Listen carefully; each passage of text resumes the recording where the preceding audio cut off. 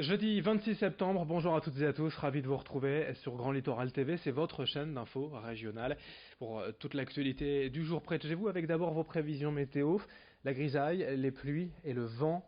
Voilà le programme encore du jour et d'ailleurs des prochains jours de la fin de semaine avec en prime, vous noterez, les grandes marées ce week-end. Soyez donc prudents sur la côte d'Opale si vous allez, pourquoi pas, faire quelques activités nautiques. Peu d'évolution dans le ciel de la région donc aujourd'hui en ce jeudi, des nuages, des pluies, du vent, je vous le disais, les températures stables néanmoins, 18 degrés sur le littoral, la grisaille et les averses se maintiennent. On en reparle avec les prévisions météo complètes juste après ce journal. Une première image d'abord est exceptionnelle à vous montrer.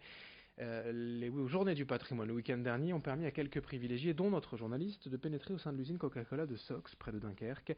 Le site n'avait pas ouvert au public depuis près de 10 ans. La marque américaine a donc lancé l'idée d'une visite spéciale. Près de 2000 personnes ont envoyé une demande.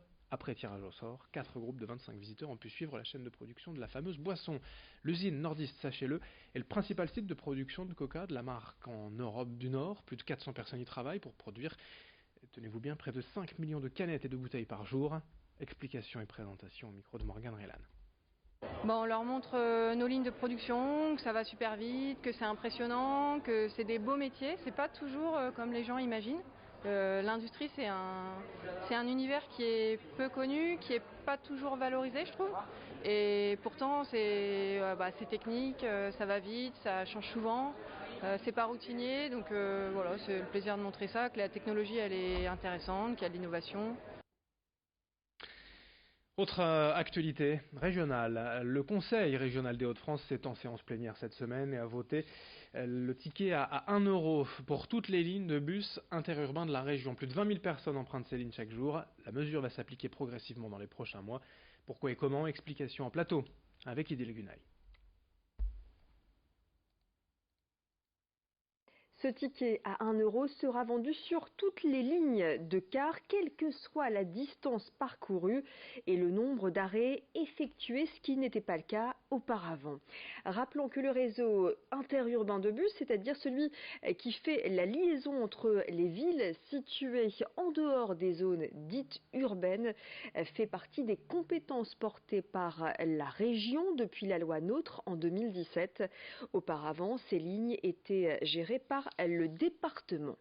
Alors ce tarif à 1 euro le ticket est destiné à allier mobilité en transport en commun et pouvoir d'achat des habitants, la mobilité et le pouvoir d'achat, deux thèmes chers à Xavier Bertrand qui parle d'avancées parmi les plus importantes réalisées. Le président des Hauts-de-France a tweeté: quand certains font de grands discours sur la mobilité et le pouvoir d'achat, dans la région des Hauts-de-France, nous agissons. Il a souligné le fait que cette mesure bénéficierait surtout aux habitants qui n'utilisent pas leur voiture et qui ne disposent pas de desserte ferroviaire près de chez eux. Précisons également que cette mesure s'accompagne d'une gratuité totale sur ces lignes interurbaines de la région pour les enfants de moins de 4 ans, pour les titulaires du pass sécuritaire, pour les jeunes de moins de 26 ans pendant les vacances et pendant le week-end, ainsi que pour les étudiants boursiers. Merci Dil pour ces infos. Vous l'avez vu presque trop rapidement. On va la remontrer, la phrase du jour de Maëva Cook, bien évidemment sur son compte Instagram. Est-ce que vous entendez mon cri de joie qui vous annonce que je vais représenter la France au concours de Miss Univers? Miss France 2019 de Tahiti n'est pas disponible. Elle organise la prochaine élection de Miss France 2020 chez elle en Polynésie. C'est donc la précédente, la nordiste, originaire de Ferques, dans le Pas-de-Calais, entre Calais et Boulogne. Miss France 2018, Maëva Cook, qui représentera la France au prochain concours Miss Univers avec, bien évidemment, l'objectif, l'ambition de succéder à une autre nordiste, Iris Mittenard. Dans ce journal également, reportage dans le village de Preur, dans la campagne boulonnaise entre Dèvres et Montreuil, tout au bout d'un champ, la charpenterie Goudal s'est installée au lieu-dit de Sehan en 2006 et n'en finit plus de se développer. Passée de 30 à 90 salariés lors de la dernière décennie, l'entreprise a encore de nouveaux projets d'agrandissement. De nouveaux bâtiments devraient voir le jour dans les prochaines années afin d'assurer le rythme des commandes.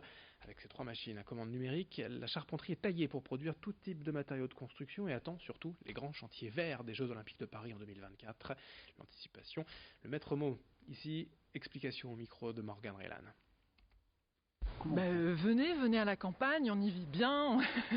Non, c'est un des gros enjeux, c'est effectivement ça. L'attractivité du territoire est pas phénoménale, il faut bien le dire.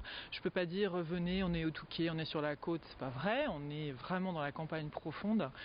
Et c'est vrai que c'est un souci et qu'aujourd'hui, la ressource quotidienne des gens qui travaillent ici habitent dans un rayon de moins de 25 km, quoi.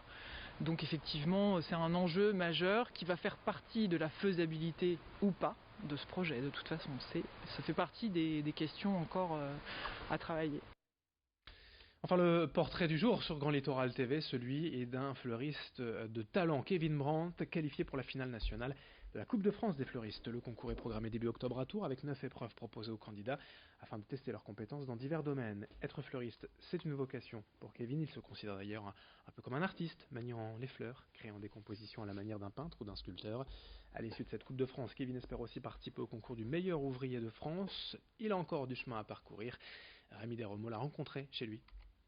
C'est une reconnaissance de notre savoir-faire et de nos capacités en tant que fleuriste et montrer surtout le savoir-faire du métier, vraiment valoriser le métier de fleuriste aux yeux de tout le monde, montrer comme quoi, hormis le petit bouquet qu'on peut acheter comme ça, il y a toute une technique derrière, il y a plein de connaissances à avoir, il y a un côté artistique, il y a l'harmonie des couleurs, des formes, des textures, donc vraiment, voilà, pour moi l'objectif premier, c'est surtout valoriser le métier et montrer qu'on est capable de beaucoup de choses avec des simples fleurs, quoi. Avant de conclure ce journal, un rappel, le retour du festival du Poulpaphone, c'est ce week-end, demain et samedi soir sur le site de Gare aux Manches à Boulogne. C'est la 15e édition de ce festival de musique actuel. Des places sont encore en vente et à gagner avec Grand Littoral TV, on en reparlera. La météo également rapidement, des nuages, des pluies, du vent et les grandes marées annoncées ce week-end. La plus grande prudence de rigueur puisque la météo s'annonce compliquée sur le littoral. En cette fin de semaine, on en reparle dans un instant. Merci de votre fidélité sur Grand Littoral TV. L'info continue dans un instant.